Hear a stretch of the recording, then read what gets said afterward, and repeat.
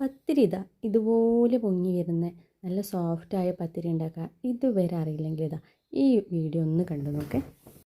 അപ്പം നമ്മളിവിടെ എടുത്തിരിക്കുന്നത് വറുത്ത പച്ചരിയുടെ അരിയാണ് എടുത്തിരിക്കുന്നത്, വറുത്ത പൊടിയാണ് എടുക്കുന്നത് പത്തിരി ഉണ്ടാക്കാൻ വേണ്ടി. അപ്പം നമ്മളിതിന് ഇവിടെ എടുത്തിരിക്കുന്നത് 2 കപ്പ് അളവിൽ പൊടിയാണ് എടുത്തിരിക്കുന്നത്. അതുകൊണ്ട് നമ്മൾ 4 കപ്പ് വെള്ളമാണ് ഇതിലേക്ക് ഒഴിക്കുന്നത്. ആവശ്യത്തിനുള്ള ഉപ്പും കൂടി അതിലേക്ക് ചേർത്തിട്ടുണ്ട്.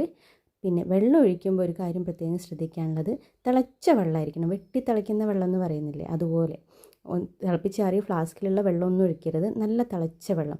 എന്നിട്ട് ഇത് എടുത്താൽ ഇതുപോലെ നമുക്ക് അപ്പം തന്നെ ഒന്ന് ഉരുട്ടി നോക്കും. ഈ പാകത്തിനാണ് കുഴച്ചെടുക്കേണ്ടത്. ചെറുതായി ഒന്ന് ചൂടാറിയ ശേഷം മാത്രം, അധികം ചൂടാറാൻ കാത്തിക്കരുത്. അപ്പോൾ ഇതുപോലെ ഒന്ന് കുഴച്ചെടുത്തിട്ട് ലാസ്റ്റ് കുറച്ച് എണ്ണയും കൂടി തൂവിയിട്ട് നമുക്കിതുപോലെ കുഴച്ച് വെക്കാം. ഇനി നമ്മളിത് ചെറിയ ബോൾസ് ആക്കിയിട്ട് എങ്ങനെ വേണം ബോൾസ് ആക്കാം, നമുക്ക് നന്നായിട്ട് പരത്തിയെടുക്കാൻ പറ്റും.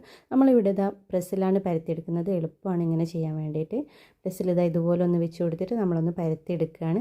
ഇനി ഇത് കുക്ക് ചെയ്യുന്ന ടൈമിൽ നമ്മൾ പൊടിയൊന്നും ചേർക്കുന്നില്ല, ഡയറക്റ്റ് നമ്മൾ ഈ പാനിലേക്ക്, ചൂടായ പാനിലേക്ക് ഇട്ട് കൊടുക്കുകയാണ്. നല്ലോണം ചൂടാവണം പാന്.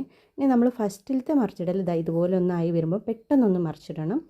ബാക്കി നമ്മളൊന്ന് കുക്കായ ശേഷം മാത്രം മറിച്ചിടുകയാണ്.